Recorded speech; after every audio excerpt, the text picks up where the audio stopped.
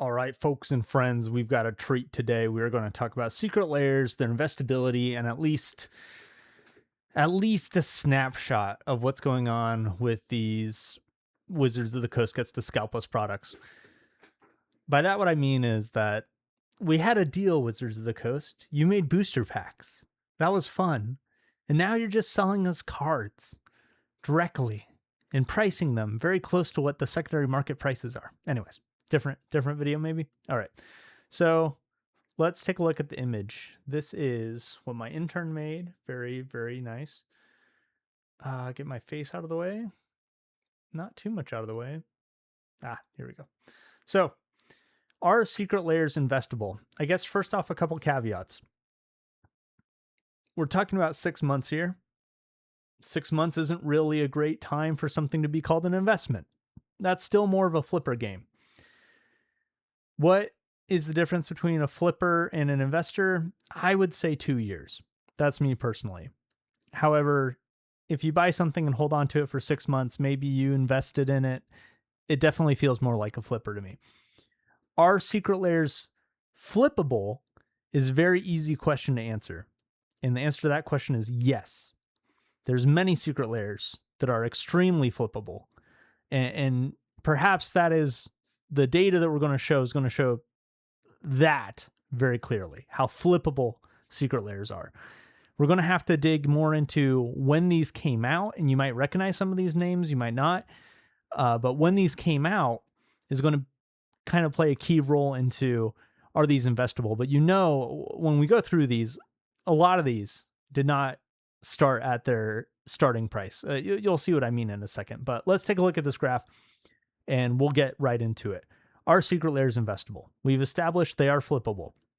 Man, the Hatsume Miku secret layer commander deck, all the secret layer commander decks, and apparently anything that comes out on the secret vault or whatever it's called, chaos vault, is very scalpable, flippable. At least it sells out. Although I do want to call out real quick, just because things are selling out does not necessarily mean that they are scalpable, flippable. It could mean that a bunch of people bought them really quickly and then they're selling them on eBay and nobody's buying them. And so anyways, that's just something to be aware of. And that's where this chart comes in, because this chart, let's see, zoom in a little bit. I don't know. I'm going to have to read it to you. That's okay. This chart points out how, maybe I can go in the top corner. There we go. This chart points out the liquidity of these secret layers, which is, oh my gosh, I want to move that AI thing into the dumpster. Whatever. Our secret layer is investable, return versus liquidity. Each dot equals one secret layer. We're looking at the 6-month price change versus how many actually sold. So on the y-axis, that's axis that goes up and down. It's okay. We didn't all major in math adjacent things or or pay attention in high school. The y-axis up and down shows you the 6-month return as a percent. So way up here, we have the Hatsume Miku foil edition. I think that's the first Hatsume Miku, has gone up 150%. And that's what's circled right here.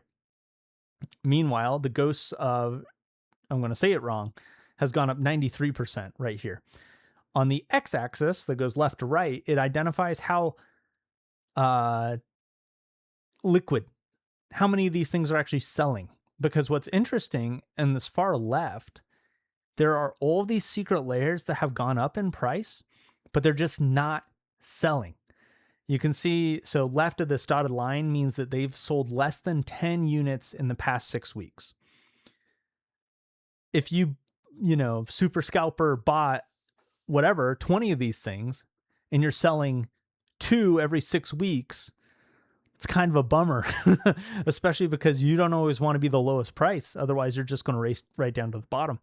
So what we see here in this sea of green are tons of secret layers where they're scarce, they're rare, the price is going up, but there's just not the liquidity there. They're not selling a ton of them. And maybe there's not a ton of demand for that product, but that's okay because the price is going up. And when I say that's okay, for you as a seller, it's okay.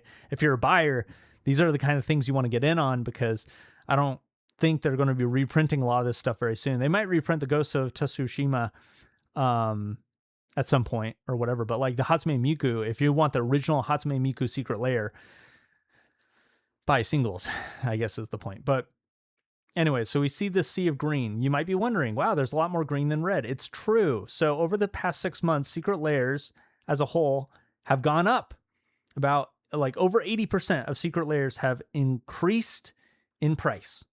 20% have decreased in price. And those 20%, I'm almost certain, are newer ones that have come out recently, especially ones that came out just 6 months ago. The price always starts super high and then it goes down. Those ones have lost value in the past 6 months. Like the Fallout Secret Lair, for example, probably came out like what, four months ago.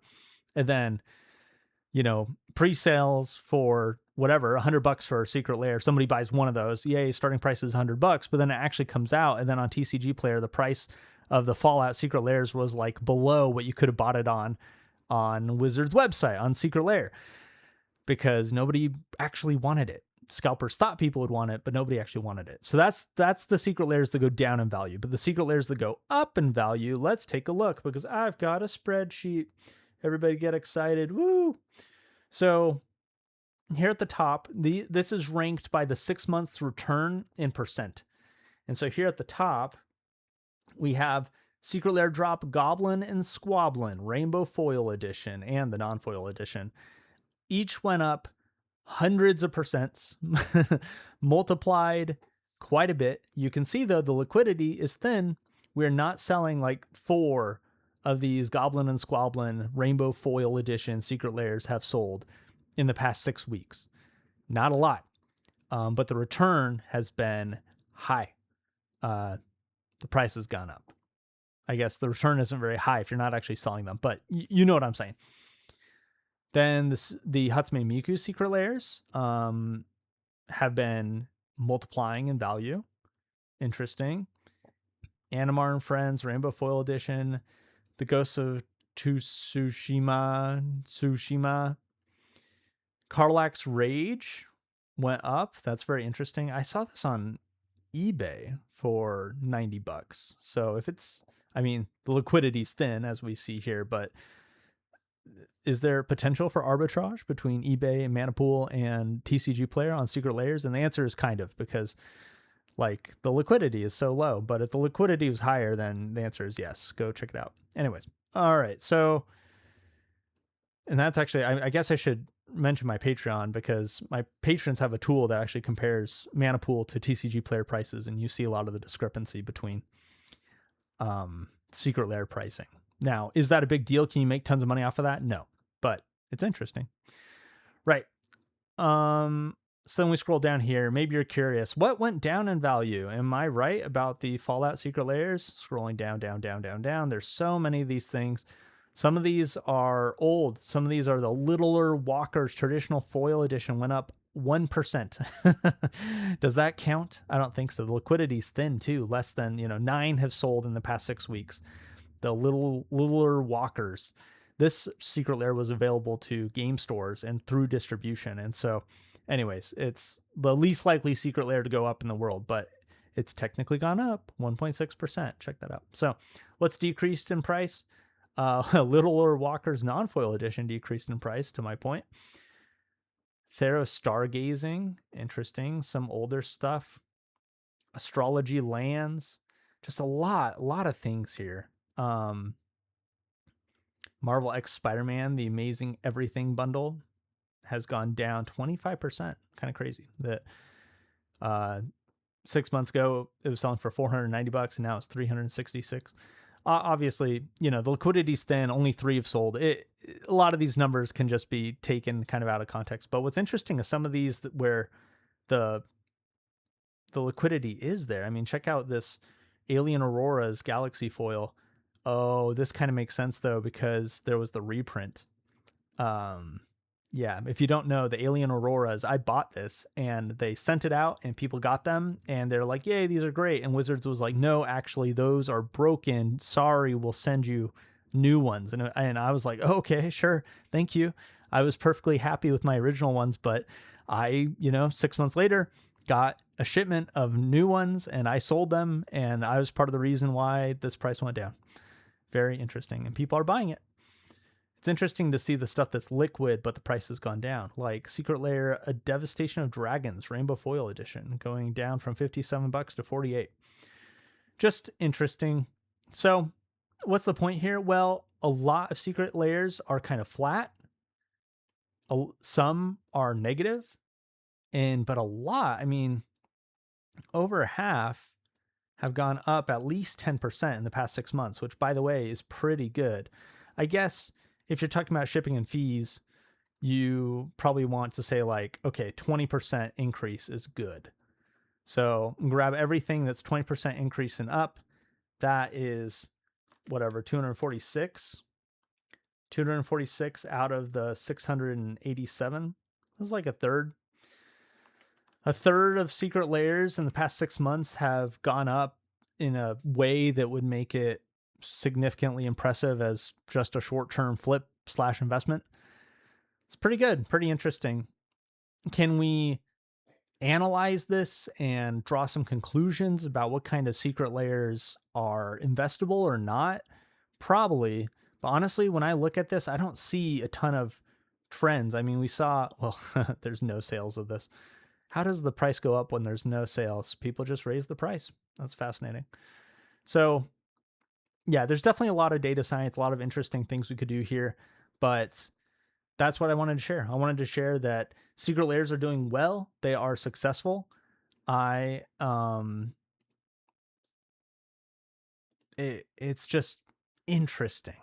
I know that's the least interesting thing I could say, but how much wealth has been generated to those who have bought and held on to Secret Lairs.